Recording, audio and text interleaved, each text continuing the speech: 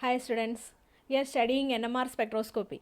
In the last classes, we are discussing the basics of NMR spectroscopy like the chemical shift and area under the peak, shielding and de-shielding, equivalent and non-equivalent protons like that. അപ്പോൾ നമ്മൾ ഒരു ഇനി NMR-ഉമായിട്ട് relate ചെയ്തിട്ടുള്ള introduction പോർഷൻസിൽ വരുന്നതും അതുപോലെ basic NMR-ൻ്റെ basic എന്താണ് എന്നുള്ള കാര്യങ്ങളെല്ലാം നമ്മൾ കഴിഞ്ഞ ക്ലാസ്സുകളിലെല്ലാം ഡിസ്കസ് ചെയ്ത് കഴിഞ്ഞു. കുറേ കാര്യങ്ങൾ നമ്മൾ നോക്കി കെമിക്കൽ ഷിഫ്റ്റ്. അപ്പോൾ അതെല്ലാം വളരെ തറവായിട്ട് എല്ലാവരും ആ വീഡിയോസ് എല്ലാം വീണ്ടും റിപ്പീറ്റ് ചെയ്ത് കണ്ട് അത് മനസ്സിലാക്കിയെടുത്ത് വെക്കുക. Okay, today we will discuss about the interpretation of NMR spectrum. അപ്പോൾ നമ്മൾ ആ കഴിഞ്ഞ ക്ലാസ്സിലൊക്കെ പഠിച്ച കാര്യങ്ങൾ ഉപയോഗിച്ചിട്ട് ഒരു കോമ്പൗണ്ടിൻ്റെ സ്ട്രക്ചർ കിട്ടിക്കഴിഞ്ഞാൽ നമുക്ക് എങ്ങനെ അതിൻ്റെ NMR സ്പെക്ട്രം എങ്ങനെ വരും എന്ന് പ്രെഡിക്റ്റ് ചെയ്യാൻ പറ്റും. അതെങ്ങനെയാണ് എന്നുള്ള കാര്യങ്ങൾ we will discuss today.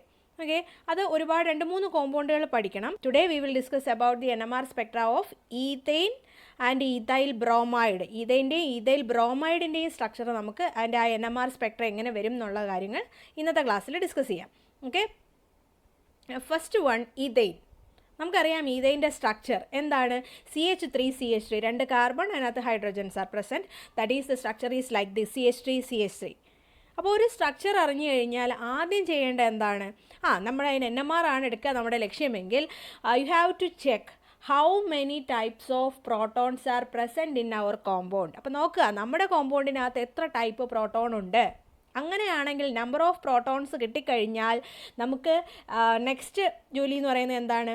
How many signals R obtained here. ഈ 2 കാര്യങ്ങൾ നിങ്ങൾ വളരെ കൃത്യമായിട്ട് ഞാൻ ആദ്യത്തെ ക്ലാസ്സുകളിൽ തന്നെ പഠിപ്പിച്ച് വെച്ചിട്ടുണ്ട്. അപ്പോൾ നിങ്ങൾക്ക് അറിയായിരിക്കും കണ്ടുപിടിക്കാൻ. നിങ്ങൾ തന്നെ പറഞ്ഞേ, ഇവിടെ ഞാൻ നോക്കാം എന്താ നമ്മൾ എങ്ങനെയാണ് ചെക്ക് ചെയ്യുന്നത്? ഈക്വലൻ്റ് ആണോ നോൺ ഈക്വലൻ്റ് ആണോ എന്നുള്ളത് നോക്കിക്കഴിഞ്ഞാൽ നമുക്ക് നമ്മുടെ ഇതിനകത്ത് വരുന്ന നമ്പർ ഓഫ് പ്രോട്ടോൺസിൻ്റെ ടൈപ്പ് കണ്ടുപിടിക്കാം. അതിൽ വരുന്നിരിക്കുന്ന പ്രോട്ടോണുകളുടെ ടൈപ്പ് നമുക്ക് മനസ്സിലാക്കാനായിട്ട് പറ്റും. അതിനെന്താ ചെയ്യേണ്ടത്? ഓരോ ഗ്രൂപ്പിലും പോയി നിന്നിട്ട് അതിൻ്റെ നൈബറിങ് പൊസിഷനിൽ അപ്പുറത്തും ഇപ്പുറത്തും ഒക്കെ നോക്കുമ്പം അവിടെ കാണുന്ന എൻവയോൺമെൻറ്റ് എന്താണ് എന്ന് നോക്കുക. ഒരേ കാര്യം തന്നെയാണോ കാണുന്നത്, ഡിഫറെൻറ്റ് കാഴ്ചകളാണോ നിങ്ങൾ കാണുന്നത് എന്നുള്ളത് ചെക്ക് ചെയ്യുക. അപ്പോൾ ഫസ്റ്റ് CH3 ഗ്രൂപ്പിൽ വരിക, അതിൻ്റെ അപ്പുറത്തും ഇപ്പുറത്തും പൊസിഷനിൽ നോക്കുക.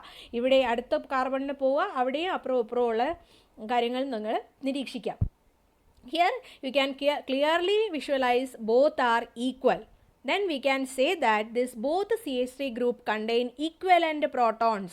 അപ്പോൾ രണ്ടും equivalent ആണെങ്കിൽ only one type of hydrogen is present here. We can say that here on in this compound, in this ethane, only one type of hydrogen is present.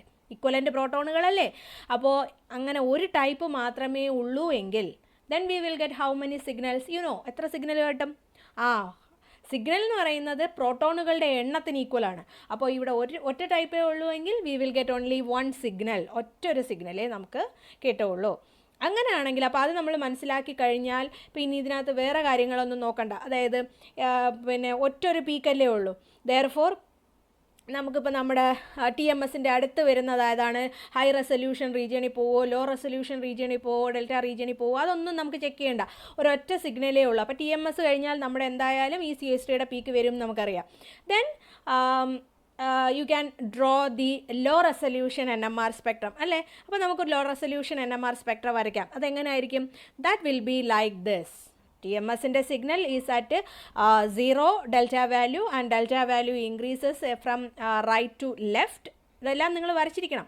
Then we will get the peak at 0.86 ppm. നമുക്ക് ഒരു peak, single peak മാത്രമായിരിക്കും ഇവിടെ കിട്ടുക in the low resolution NMR. അപ്പോൾ നമ്മളത് മനസ്സിലാക്കി. ഇനി അടുത്ത് നമ്മൾ എന്താ ചെയ്യേണ്ടത്? ഇനി അടുത്ത പരിപാടി എന്ന് പറയുന്നത് ഇത് ഇത്രയും മാത്രം പോരാ എന്ന് ഞാൻ കഴിഞ്ഞ ക്ലാസ്സിൽ പറഞ്ഞതാണ്. എന്താണ്?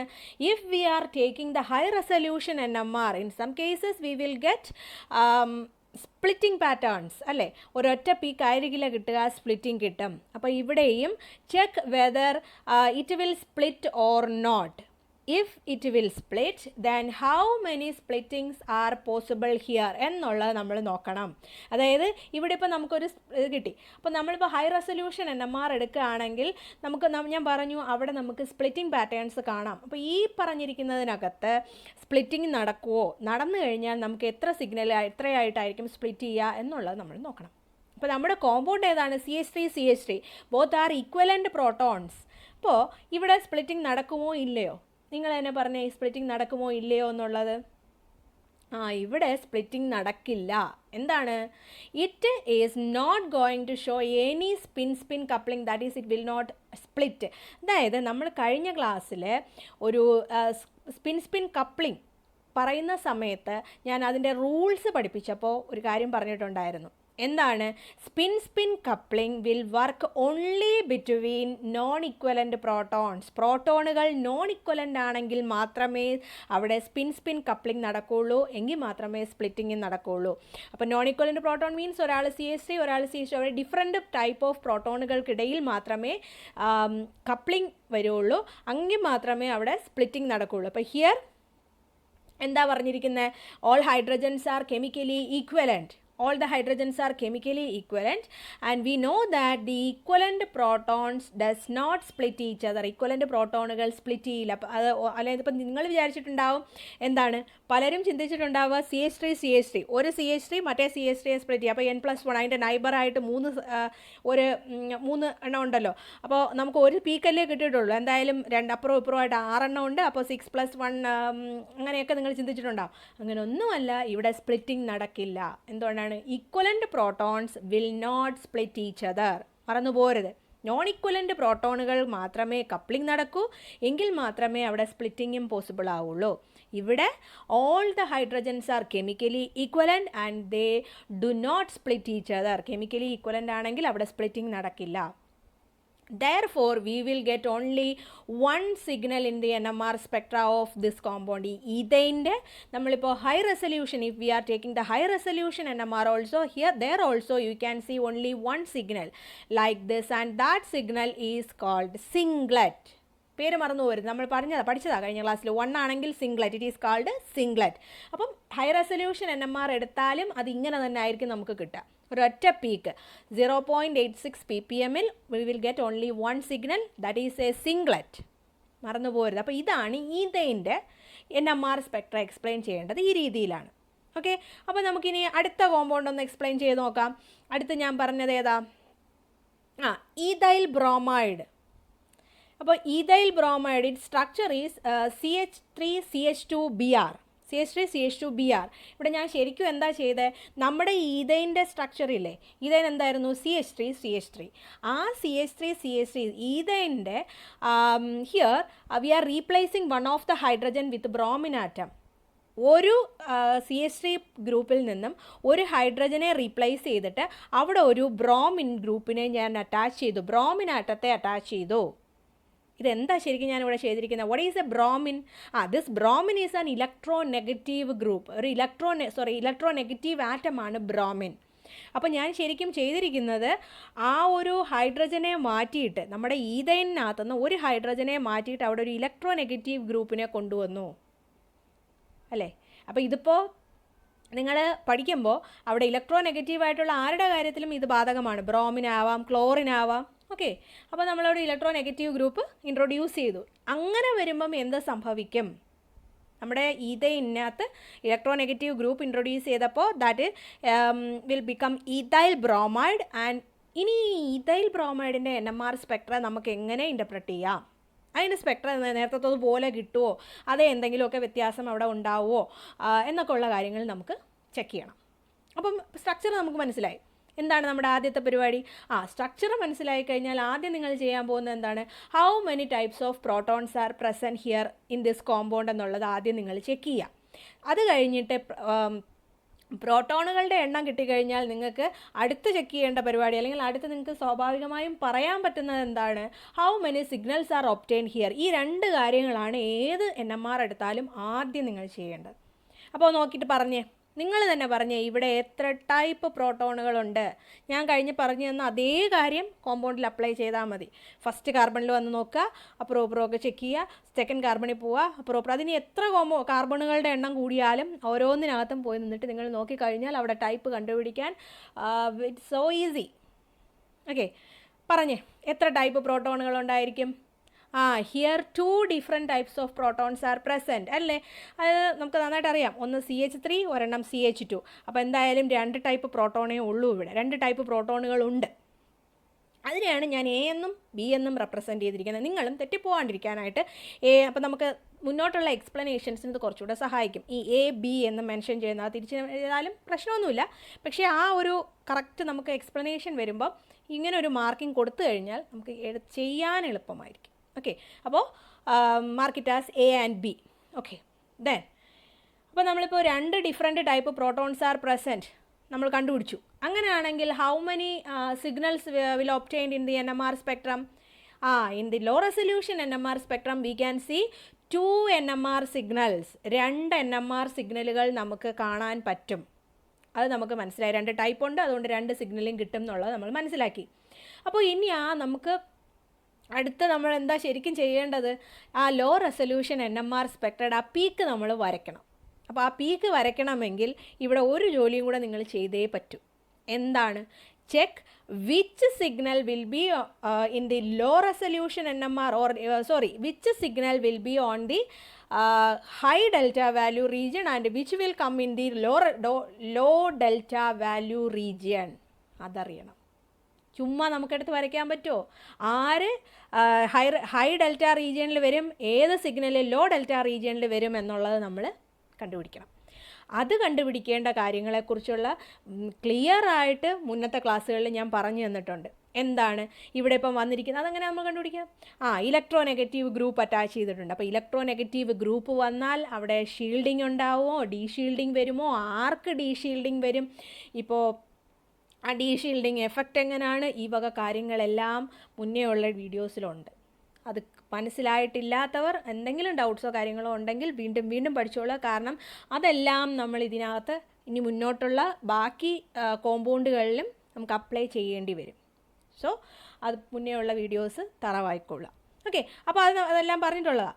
അപ്പോൾ നമ്മൾ അത് വെച്ച് നിങ്ങൾ തന്നെ ചെക്ക് ചെയ്തൊന്ന് പറഞ്ഞ് ഇതിലാരായിരിക്കും ഹയർ ഡെൽറ്റ റീജിയനിൽ വരിക, ആരായിരിക്കും ലോ ഡെൽറ്റ റീജിയനിൽ വരുന്നത് എന്നുള്ളത്.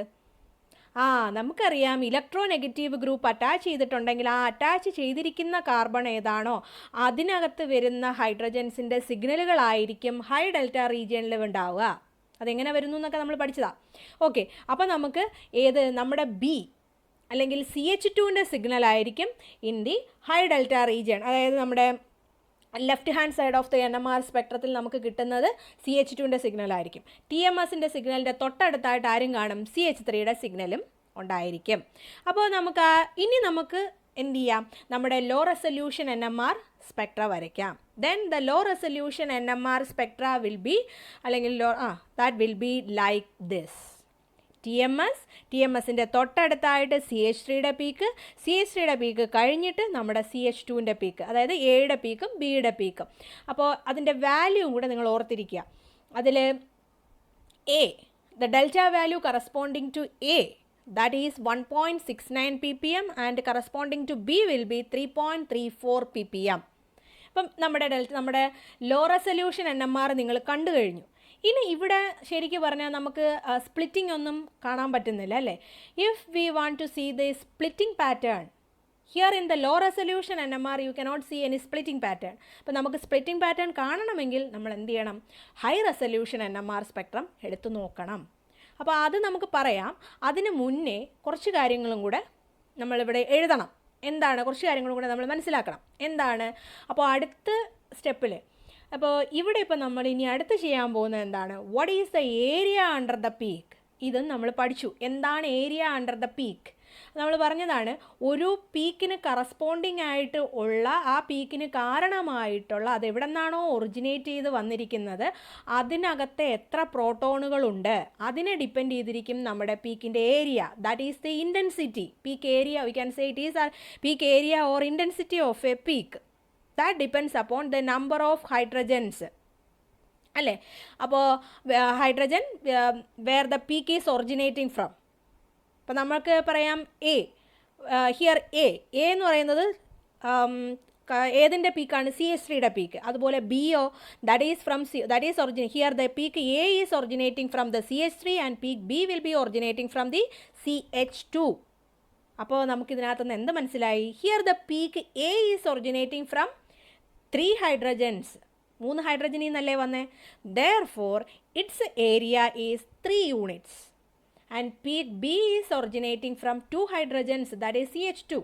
Okay, therefore its area will be 2 units. അപ്പോൾ ആദ്യത്തെ എയുടെ ഏരിയ എന്ന് പറയുന്നത് 3 യൂണിറ്റ്, ബിയുടെ ഏരിയ എന്ന് പറയുന്നത് 2 യൂണിറ്റ്സ്. ഓക്കെ, അപ്പോൾ നമുക്കിനി ടോട്ടൽ ഏരിയ എഴുതാം. എങ്ങനെയാണ്? ആ ഒരു റേഷ്യോ നമുക്ക് എഴുതാം. Then the ratio of the total area under these peaks, that is 2:3.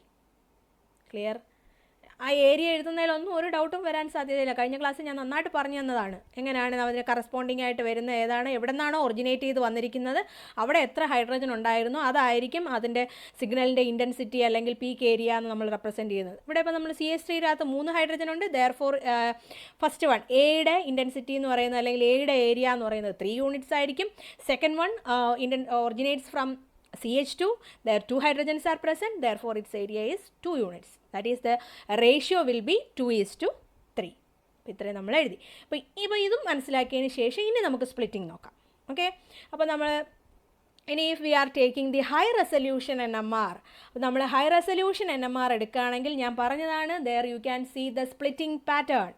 ആ സ്പ്ലിറ്റിംഗ് പാറ്റേൺ നമുക്ക് കാണാൻ പറ്റും. ഈ സ്പ്ലിറ്റിംഗ് ഇതെങ്ങനെ സ്പ്ലിറ്റ് ചെയ്യും ഇതും നിങ്ങൾക്കറിയാം. നിങ്ങൾ തന്നെ പറഞ്ഞേ പീക്ക് എ എത്രയായിട്ട് സ്പ്ലിറ്റ് ചെയ്യും, പീക്ക് ബി എത്രയായിട്ട് സ്പ്ലിറ്റ് ചെയ്യും. കഴിഞ്ഞ ക്ലാസ്സിൽ പഠിപ്പിച്ചതാണ്. അതുമായിട്ട് റിലേറ്റ് ചെയ്തിട്ട് ഒന്ന് ഓർത്ത് നോക്കി നിങ്ങൾ തന്നെ ഒന്ന് പറഞ്ഞേ പീക്ക് എ എത്രയായിട്ട് സ്പ്ലിറ്റ് ചെയ്യും, പീക്ക് ബി എത്രയായിട്ട് സ്പ്ലിറ്റ് ചെയ്യുമെന്ന്. You have to apply the N+1 rule.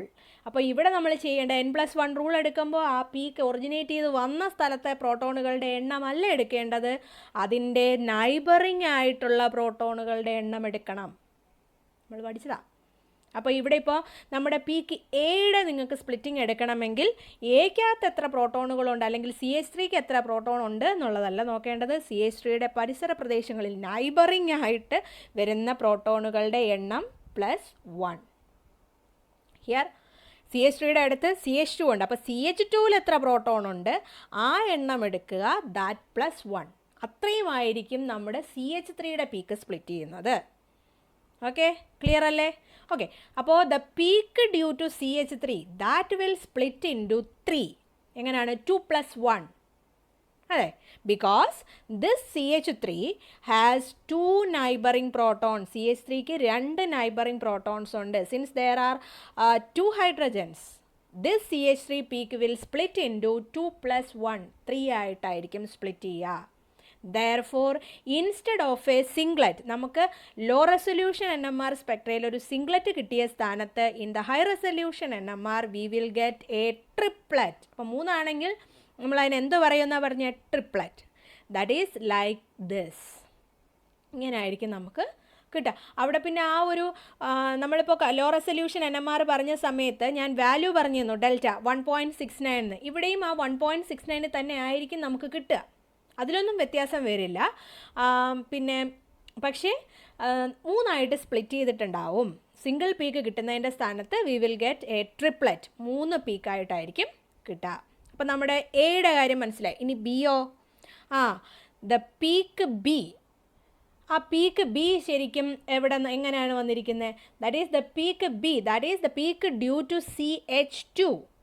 ആ CH2-ൻ്റെ പീക്ക് അതിൻ്റെ നൈബറിങ് ആയിട്ടാണ് CH3 നിൽക്കുന്നത്. Therefore it will split in to 3 + 1, 4, 4 ആയിട്ട് സ്പ്ലിറ്റ് ചെയ്യും. എന്തുകൊണ്ടാണ്? Because in the neighbourhood of this CH2 there are 3 hydrogens are present. 3 hydrogen present ആണ്. Since there are 3 hydrogens present, this CH2 peak will split in to 3 + 1, 4. ഇങ്ങനെയാണ് ചെയ്യേണ്ടത്. അപ്പം നമുക്കറിയാം. അപ്പോൾ അത് 4 ആയിട്ട് സ്പ്ലിറ്റ് ചെയ്യും. ഇനി 4 ആയിട്ട് സ്പ്ലിറ്റ് ചെയ്ത് വരുന്നതിന് നമ്മൾ എന്തെന്ന് പറയും? Therefore instead of A single peak V will get a quartet. 4 എണ്ണത്തിന് നമ്മൾ പറയുന്ന പേരാണ് ക്വാർട്ടറ്റ്. അപ്പം നമ്മളെ ലോ റെസൊല്യൂഷൻ NMR-ൽ ഒറ്റ പീക്ക് കിട്ടിയ സ്ഥാനത്ത് for high resolution NMR we will get a quartet. Okay, അപ്പോൾ അങ്ങനെയാണെങ്കിൽ ഇൻ ഹൈ റെസൊല്യൂഷൻ NMR നമുക്ക് ഇതിൻ്റെ ഈ കോമ്പൗണ്ടിൻ്റെ സ്പെക്ട്ര എങ്ങനെ വരയ്ക്കാം? ഇതുപോലെ വരയ്ക്കാം, like this. TMS at 0, then at 1.69 ആ ഒരു എയുടെ സ്പ്ലിറ്റിംഗ് കാണാം. You can see the splitting pattern of A at 1.69. That is it will split in to a triplet. Then BO, that is the peak due to CH2, that is the B, that will appear at 3.34 ppm. അവിടെ 4, you can see a quartet, 4 നമുക്ക് കാണാനായിട്ട് പറ്റും. അപ്പം ഇവിടെ chemical shift value ഒക്കെ അതുപോലെ തന്നെ ഉണ്ട്. നമ്മൾ ലോ റെസൊല്യൂഷൻ കണ്ടതുപോലെ തന്നെ ഹൈ റെസൊല്യൂഷനിലും കെമിക്കൽ ഷിഫ്റ്റ് വാല്യൂവിന് പിന്നെ ചേഞ്ച് ഒന്നും വരത്തില്ല. അവിടെ ഒരു കുറച്ച് കാര്യങ്ങൾ പറയണം, ഞാൻ പറഞ്ഞുതരാം. പക്ഷേ നമുക്ക് കിട്ടുന്നത് ഇതേപോലെ തന്നെ ആയിരിക്കും. നമുക്ക് കാണാൻ പറ്റുക ചെറിയ സ്പ്ലിറ്റിംഗ് പാറ്റേൺസ് കാണാം. അതായത് എന്താണ് ശരിക്കും സംഭവിച്ചിരിക്കുന്നത്? ആ വന്ന ലോ റെസൊല്യൂഷൻ NMRൽ കിട്ടിയ സിംഗിൾ പീക്കിൻ്റെ നമ്മളൊന്ന് റെസൊല്യൂഷൻ കൂട്ടിയപ്പോൾ അതിനകത്തുള്ള ചെറിയ പീക്കുകൾ നമുക്ക് കാണാൻ പറ്റുന്നു. അതാ ശരിക്കും നടക്കുന്നത്. ഹൈ റെസൊല്യൂഷൻ NMR എടുക്കുമ്പോൾ ആ കൊച്ചു പീക്കുകളും കൂടെ it will become highly visible. അതാ ശരിക്കും ഇൻ ഹൈ റെസൊല്യൂഷൻ NMRൽ വരുന്നത്. അപ്പോൾ നമുക്ക് എത്ര സ്പ്ലിറ്റിംഗ് ഉണ്ടായിരുന്നു എന്നുള്ളത് ക്ലിയർ ആയിട്ട് മനസ്സിലാക്കാം. അപ്പം the spectrum will be like this. Okay, അപ്പോൾ ഇനി അടുത്ത് നമ്മൾ പറയേണ്ടത് ഇനി കുറച്ച് കാര്യങ്ങളും കൂടെ പറയണം. എന്താണ്? ഇപ്പോൾ നമ്മളിവിടെ സ്പ്ലിറ്റിംഗ് പറഞ്ഞു. അപ്പോൾ സ്പ്ലിറ്റിംഗ് പറഞ്ഞാൽ അടുത്ത് നിങ്ങൾ ചെയ്യേണ്ടത് check the area between the individual peaks in this split pattern. നമ്മൾ കഴിഞ്ഞ ക്ലാസ്സിൽ പറഞ്ഞതാണ്, മൾട്ടിപ്ലറ്റിനകത്ത് വരുന്ന ഏരിയയും നമുക്ക് എഴുതാം. അതെങ്ങനെയാണ്? ദ ഏരിയ, ആ ഇൻഡിവിജ്വൽ പീക്കുകളില്ലേ, നമ്മളിപ്പോൾ ട്രിപ്ലറ്റ് ആയാലും ക്വാർട്ടറ്റ് ആയിരുന്നാലും അതിനകത്തെ വരുന്ന ചെറിയ പീക്കുകൾ. നേരത്തെ നമ്മളൊരു ഏരിയ എഴുതി, ആ ഏരിയയും ഈ ഏരിയയും കൂടെ തിരിഞ്ഞു പോരും, രണ്ടും ഒന്ന് തന്നെയാണ്. നമ്മളിപ്പോൾ ടോട്ടൽ ഏരിയ 2:3 എന്ന് എഴുതിയ ആ ഏരിയയാണ് ചെറുതായിട്ട് സ്പ്ലിറ്റ് ചെയ്തിരിക്കുന്നത്. അപ്പോൾ 2 എന്ന് വന്നിരുന്നത് അടുത്ത് ഇവിടെ ഇപ്പോൾ ട്രിപ്ലറ്റ് ആയപ്പോൾ എങ്ങനെ വരുന്നു, അവിടെ അത് ആ 2 തന്നെയാണ് ചെറിയ ഏരിയാസ് ആയിട്ട് സ്പ്ലിറ്റ് ചെയ്യുന്നത്. അല്ല ഏരിയയിലൊന്നും വ്യത്യാസം വരത്തില്ല. അതേ ഏരിയ തന്നെ ടോട്ടൽ ഏരിയ ചെറിയ ഏരിയാസ് ആയിട്ട് സ്പ്ലിറ്റ് ചെയ്യും. അതെങ്ങനെ വരും? അപ്പോൾ നമുക്ക് ഇവിടെ ആ ചെറിയ പീക്കുകളുടെയും കൂടെ ഏരിയ എഴുതാൻ നിങ്ങൾ അറിയണം. അത് നമുക്ക് എഴുതാനുള്ള എളുപ്പപ്പണിയാണ് this Pascal's triangle. This can be obtained with the help of Pascal's triangle. ഈ ഒരു ഇൻഡിവിജ്വൽ പീക്കിൻ്റെ നമ്മുടെ സ്പ്ലിറ്റിംഗ് പാറ്റേണിനകത്ത് വരുന്ന ഇൻഡിവിജ്വൽ പീക്കിൻ്റെ peak area this can be obtained or determined with the help of Pascal's triangle. Pascal's triangle കഴിഞ്ഞ ദിവസം പഠിച്ചതാണ്, അല്ലെങ്കിൽ നിങ്ങൾ മുന്നേ പഠിച്ചിട്ടുള്ളതാണ്, അറിയാം നിങ്ങൾക്ക് എല്ലാവർക്കും. കാണാതെ പഠിക്കേണ്ട ആവശ്യമില്ല, അത് എഴുതാനറിയണം. ഞാൻ ആഡ് ചെയ്ത് എഴുതിയാൽ മതി. From the Pascal's triangle V can say that നമുക്ക് കിട്ടിയിരിക്കുന്ന ഒരു ട്രിപ്ലറ്റും ഉണ്ട്, ഒരു ക്വാർട്ടറ്റും ഉണ്ട്. അപ്പോൾ അതിനകത്ത് ട്രിപ്ലറ്റ് ആണെങ്കിൽ നമ്മുടെ ഏരിയ എങ്ങനെ എഴുതാം? ഇവിടെ ട്രിപ്ലറ്റിന് കറസ്പോണ്ടിങ് ആയിട്ട് വന്നിരിക്കുന്ന വാല്യൂസ് എടുത്താൽ മതി. അപ്പോൾ ട്രിപ്ലറ്റ് കറസ്പോണ്ടിങ് ആയിട്ട് വന്നിരിക്കുന്ന values 1, 2, 1. That is for triplet the area will be 1 area means intensity means 1:2:1. അപ്പോൾ ഈ 1:2:1 എന്ന് വന്നതുകൊണ്ടാണ് നമ്മൾ നിങ്ങൾ ശ്രദ്ധിച്ചിട്ടുണ്ടാവും, നമ്മൾ പീക്ക് വരയ്ക്കുന്ന സമയത്ത് എങ്ങനെയാണ് വരച്ചിരിക്കുന്നത്? ആ 3 പീക്കിൽ ആദ്യത്തെ 2 പീക്ക് ഒരേ ഹൈറ്റിലും നടുക്കത്തെ പീക്ക് കുറച്ച് വലുതാക്കിയും വരച്ചിട്ടുണ്ടാവും അല്ലേ? അങ്ങനെയല്ലേ വരച്ചിരുന്നത്? ദാറ്റ് ഈസ് 1, 1 നടുക്കൊരെണ്ണം. ഓക്കെ, ദെൻ നെക്സ്റ്റ് വന്ന ഏതാണ്? ക്വാർട്ടറ്റ്. ക്വാർട്ടറ്റിന് കറസ്പോണ്ടിങ് ആയിട്ട് വരുന്ന ഏതാണ്? The area will be 1:3:3:1. അപ്പോൾ ഇതിന് കറസ്പോണ്ടിങ് ആയിട്ടല്ലേ നമ്മൾ അവിടെ വരച്ചത്? എന്തായിരുന്നു? ഫസ്റ്റ് വരുന്ന 2 എണ്ണം ഒരേ ഹൈറ്റ് കുറച്ചിട്ട് 1, 1. നടുക്കത്തെ 2 എണ്ണം സെയിം ഹൈറ്റിൽ മറ്റേതിനെ അപേക്ഷിച്ച് കുറച്ച് കൂടുതൽ, അങ്ങനെയല്ലേ വരച്ചത്? That is 1:3:3:1. This is for quartet. For triplet it will be 1:2:1 and for quartet it will be 1:3:3:1. Okay, അപ്പോൾ നമ്മളിപ്പോൾ അതും പറഞ്ഞു. അപ്പം ഇതെല്ലാം ക്ലിയർ ആണല്ലോ. ഇനി ഒരു കാര്യം കൂടെ നിങ്ങളിവിടെ ഇതിനകത്തുനിന്ന് മനസ്സിലാക്കിയിരിക്കണം. എന്താണ്? കെമിക്കൽ ഷിഫ്റ്റ് വാല്യൂ എന്തൊക്കെയാണ് വന്നത് ഞാൻ പറഞ്ഞതാണ്. അപ്പോൾ നമ്മളിപ്പോൾ ഇവിടെ കണ്ടതാണ് here that for triplet the chemical shift value is 1.69 ppm and for quartet it is 3.34 ppm. അപ്പോൾ നമുക്കതൊരു സിംഗിൾ പീക്ക് ആയിരുന്നപ്പോൾ നിങ്ങൾക്ക് കൺഫ്യൂഷൻ ഇല്ലായിരുന്നു. ലോ റെസൊല്യൂഷൻ NMR എടുത്തപ്പോൾ നമുക്കറിയാം ആ ഒരു പീക്ക് എവിടെയാണോ അതിന് കറക്റ്റായിട്ട് അവിടെ വരുന്നത് ഏതാണ് അതാണ് നമ്മുടെ അല്ലെങ്കിൽ ആ ഒരു ഡെൽറ്റ വാല്യൂ 1.69 നമുക്ക് ആ പീക്ക് വരയ്ക്കാൻ പറ്റുക. പക്ഷേ ഇവിടെയോ സ്പ്ലിറ്റിംഗ് വരുന്ന സമയത്ത് 3 4 6 ഒക്കെ സ്പ്ലിറ്റിങ്ങുകൾ നടക്കാം, ഏത് കോമ്പൗണ്ടിലായാലും. അല്ലേ? അപ്പോൾ ഈ 1.69 ഏത് പീക്കിൻ്റെ താഴെയായിട്ട് വരും, അല്ലെങ്കിൽ ഏത് പീക്കാണ് 1.69ൻ്റെ അടുത്തായിട്ട് വരയ്ക്കേണ്ടത്, അത് നിങ്ങളൊന്ന് ഓർത്തിരിക്കണം. അതായത് ഇതിപ്പോൾ നമ്മളിപ്പോൾ 1.69 ഫോർ ട്രിപ്ലെറ്റ്. അപ്പോൾ നമുക്കതെങ്ങനെ വരയ്ക്കാം? 3 സിഗ്നലും ഉണ്ട്. മിഡിലൊരു സിഗ്നലുണ്ട്, അപ്പുറം ഉണ്ട്. ഇതിൽ ഏതിന് താഴെയായിട്ട് വരയ്ക്കും? It means that the middle part of the triplet, that is the middle signal, will be at 1.69 ppm and the two other signals are above and below the value. അതായത് നമ്മുടെ മിഡിൽ സിഗ്നൽ ഉണ്ടല്ലോ, ആ middle signal എവിടാണോ ആ middle സിഗ്നലിൻ്റെ centre portion, middle സിഗ്നലിൻ്റെ correct centre പോർഷനിലായിട്ട് കാണിച്ചു തരാം. Like this. അപ്പോൾ നമ്മൾ ആ ഒരു മിഡിൽ സിഗ്നലില്ലേ, എയിൽ നോക്കുക, ആ മിഡിൽ സിഗ്നലിൻ്റെ സെൻറ്റർ പോർഷൻ അതിന് കറസ്പോണ്ടിങ് ആയിട്ടായിരിക്കും 1.69 ppm ഉണ്ടാവുക. മറ്റ് 2 സിഗ്നലുകളും ഈ 1.69ൻ്റെ കുറച്ച് തൊട്ടിപ്പുറത്തും മറ്റത് ഇപ്പുറത്തും, ഇങ്ങനെ ആ 2 സൈഡിലായിട്ട്, ലെഫ്റ്റ് സൈഡിലും റൈറ്റ് സൈഡിലും ആയിട്ടായിരിക്കും വരിക. ഇങ്ങനെയാണ് വരുന്നത്. ഇതേപോലെ തന്നെ ക്വാർട്ടറ്റ്, അവിടെ 4 എണ്ണം ഉണ്ടായിരുന്നു അല്ലേ? Similarly the quartet will have the chemical shift value 3.34. വിനോ നമ്മൾ കണ്ടതാണ് 3.34 ppm ആണ് ക്വാർട്ടറ്റിന് കിട്ടിയിരിക്കുന്നതെന്ന്. അതെങ്ങനെ വരും? That is here also the middle part of this quartet. നമ്മളെ 4 പീക്കുണ്ടെങ്കിൽ അതിൽ സെൻറ്ററിൽ 2 പീക്കില്ലായിരുന്നോ? ആ സെൻറ്ററിൽ 2 പീക്കിൻ്റെ നടുക്ക് വരുന്ന പോർഷൻ, സെൻറ്ററിൽ 2 പീക്കിൻ്റെയും നടുക്കായിട്ട് വരുന്ന പോർഷൻ, അവിടെ ആയിരിക്കും 3.34 ppm. It means that the middle part of this quartet, that will be at 3.34 ppm and the other signals are left സൈഡിലും റൈറ്റ് സൈഡിലും ആയിട്ടായിരിക്കും വരിക. മനസ്സിലായോ?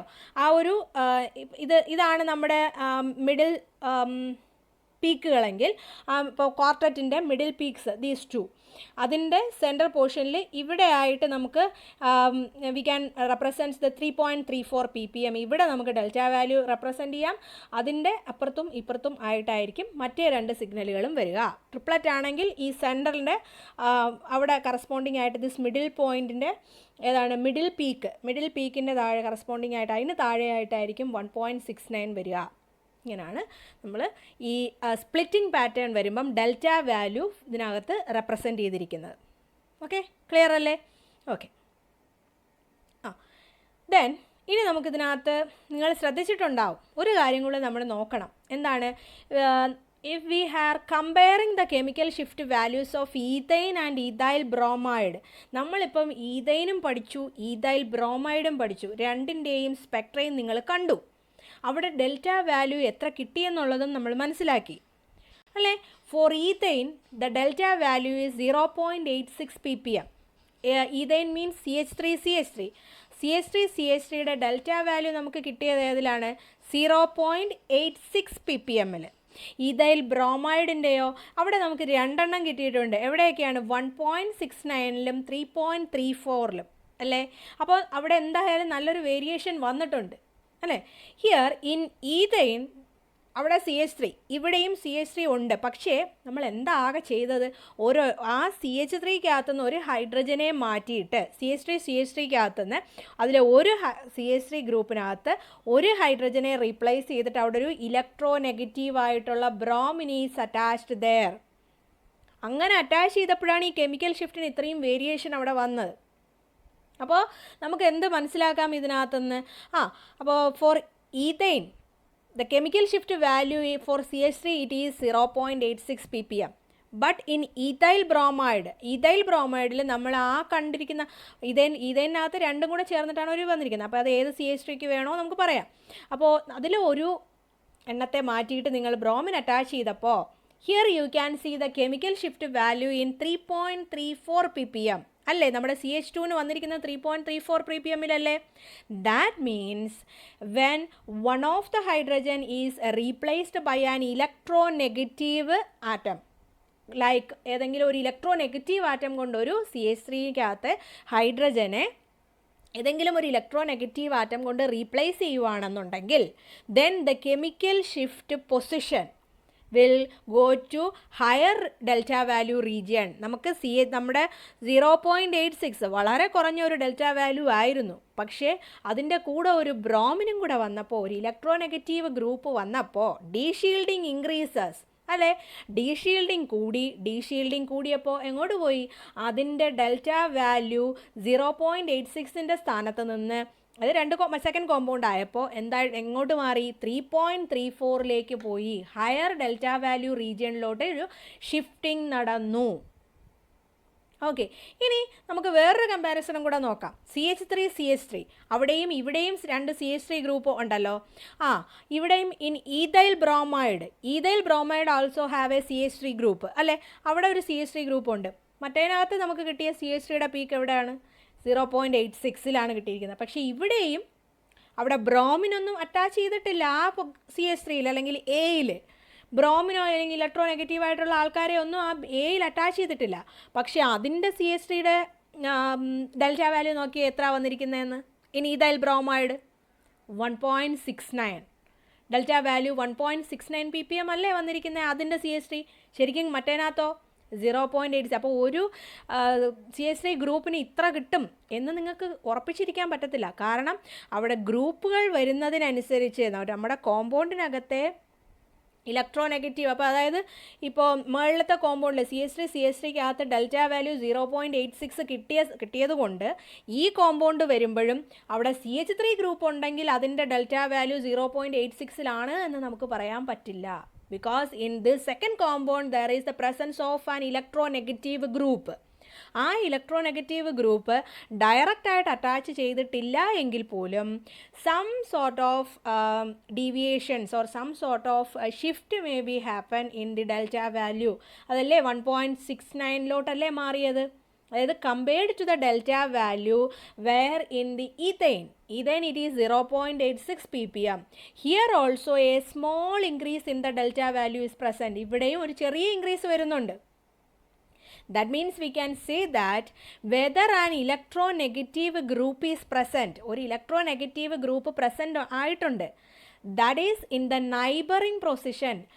നൈബറിംഗ് പൊസിഷനിൽ ഒരു ഇലക്ട്രോനെഗറ്റീവ് ഗ്രൂപ്പ് പ്രസൻ്റ് ആയാൽ പോലും that also affect the chemical shift value. അങ്ങനെ വന്നാലും നമ്മുടെ കെമിക്കൽ ഷിഫ്റ്റ് വാല്യൂവിനെ അഫക്റ്റ് ചെയ്യാം.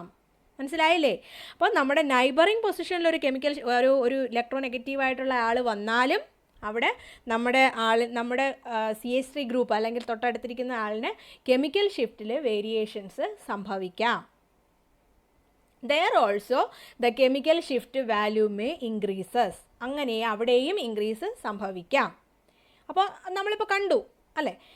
പക്ഷെ ഇനി ഈ this increase will be much prominent whether the electronegative group is directly attached.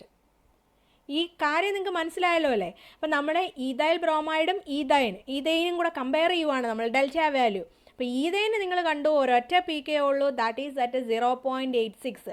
ഇതിനകത്ത് ആരാ ഉള്ളത്? CH3. അപ്പോൾ ആ പീക്ക് അതിനകത്തെ ഒരു ബ്രോമിനെ ഒരു ഹൈഡ്രജനെ റീപ്ലേസ് ചെയ്ത് ബ്രോമിൻ അറ്റാച്ച് ചെയ്തപ്പോൾ നമ്മൾ കണ്ടു ആ ഒരു CH3 മാറി അവിടെ CH2Br ആയപ്പോൾ CH2ൻ്റെ അതിന് കറസ്പോണ്ടിങ് ആയിട്ടുള്ള ഡെൽറ്റ വാല്യൂ നമുക്ക് കിട്ടിയത് 3.34ലാണ്. നമുക്കറിയാം അവിടെ ഇലക്ട്രോനെഗറ്റീവ് ഗ്രൂപ്പ് വന്നതുകൊണ്ടാണ് ഇത്രയും വലിയ ഷിഫ്റ്റ് അവിടെ സംഭവിച്ചത്. അതായത് മോർ ഡീഷീൽഡിങ് നടന്നപ്പോൾ നമ്മുടെ കെമിക്കൽ ഷിഫ്റ്റ് വാല്യൂ എങ്ങോട്ട് മാറി? ഹയർ ഡെൽറ്റ റീജിയണിലോട്ട് ഷിഫ്റ്റ് ചെയ്തു. Okay, clear. പക്ഷേ ഇവിടെ CH3യുടെ ഡെൽറ്റ വാല്യൂ നിങ്ങളെടുത്ത് നോക്കിയപ്പോഴും here also in the ethyl bromide here also you can see a CH3 group. ആ CH3 ഗ്രൂപ്പിൻ്റെ ഡെൽറ്റ വാല്യൂ എടുത്ത് നോക്കിയപ്പോഴും അവിടെയും you can see some increase in the delta value. 1.69 അല്ലേ? മറ്റടുത്ത് 0.86 അല്ലായിരുന്നോ? ഇങ്ങനെ. അപ്പോൾ നമുക്ക് അതിനകത്ത് നിന്ന് എന്ത് പറയാം? നൈബറിംഗ് പൊസിഷനിൽ ഒരു ഇലക്ട്രോനെഗറ്റീവ് ഗ്രൂപ്പ് വന്നാലും നമ്മുടെ കെമിക്കൽ ഷിഫ്റ്റ് വാല്യൂവിൽ വേരിയേഷൻ സംഭവിക്കാം. അതായത് അത്രത്തോളം അവിടെ ഡീഷീൽഡിങ് നടന്നില്ല എങ്കിലും കുറച്ച് ഡീഷീൽഡിംഗ് ഒക്കെ മറ്റതിനെയും അടുത്തുള്ള ആളെയും അഫക്റ്റ് ചെയ്യും. അതുകൊണ്ടാണ് കെമിക്കൽ ഷിഫ്റ്റ് വാല്യൂവിൽ ഈ സെക്കൻഡ് കോമ്പൗണ്ട് ആയപ്പോൾ വേരിയേഷൻസ് സംഭവിച്ചത്. പക്ഷേ ഈ ഇൻക്രീസ് എന്ന് പറയുന്നത് മോസ്റ്റ് പ്രോമിനൻറ്റ് ഇൻ എവിടെ ആയിരിക്കും? Whether the electro negative group is directly attached. Directly attach ചെയ്തിരിക്കുന്ന പൊസിഷൻ ഏതാണോ അതിലായിരിക്കും പ്രോമിനൻ്റ് ആയിട്ടുള്ള ഡെൽറ്റ വാല്യൂവിൽ ഇൻക്രീസ് സംഭവിക്കുക. അത് തന്നെയാണ് നമ്മൾ കണ്ടത്. CH2ലാണ് ഡയറക്റ്റ് അറ്റാച്ച് ചെയ്തിരിക്കുന്നത്, അതുകൊണ്ട് അതിൻ്റെ വാല്യൂ കൂടി. പക്ഷേ മറ്റതിനകത്തും എഫക്റ്റ് ഉണ്ട്, ചെറിയ രീതിയിലുള്ള ഇൻക്രീസ് സംഭവിക്കും. മറന്നുപോകരുത് ഈ കാര്യം.